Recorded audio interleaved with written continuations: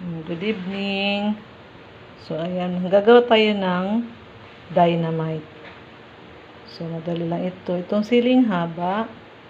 So, lalagyan lang natin ng giniling.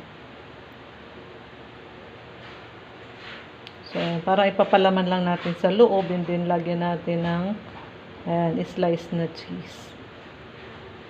So, ayan.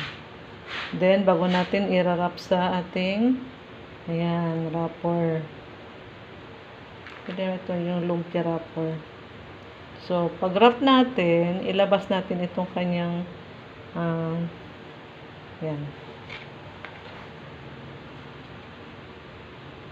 So, i-wrap lang natin.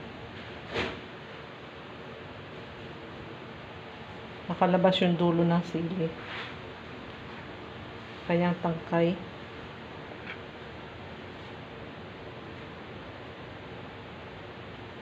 So, i-wrap natin na hindi siya masira or magbukas. Ayan. So, ayan, marami na tayong nagawa. And then, piprito na tayo. So, ayan, dahil mainit na yan, maglalagay na tayo ng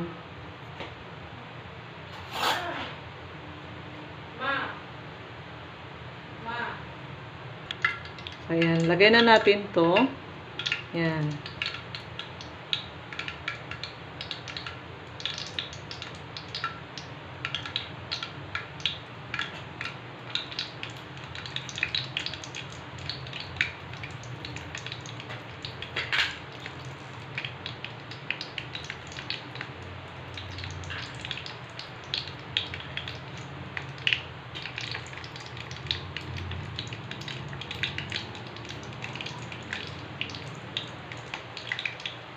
So, ayan, yung mga mahihilig sa maanghang.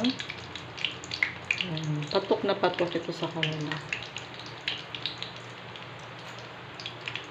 Ayan, pwede natin pagsabayan yung 5 piraso. So, ayan, tignan natin.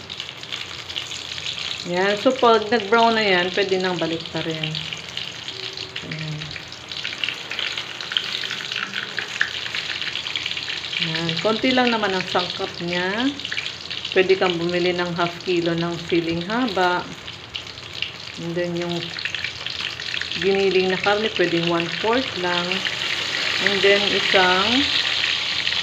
isang cheese. Isang box ng cheese na maliit lang. So, ayan, nag-brown na. Ayan, madali siyang lutuin. Maanghang nga lang ating pagkain, ng ating ulam. Ayan, so buff brown na ang kabilaan ng ating dynamite. So, pwede nang hanguin.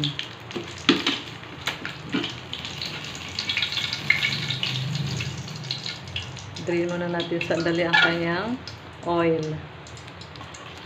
So, ayan na. Mainit-init pa.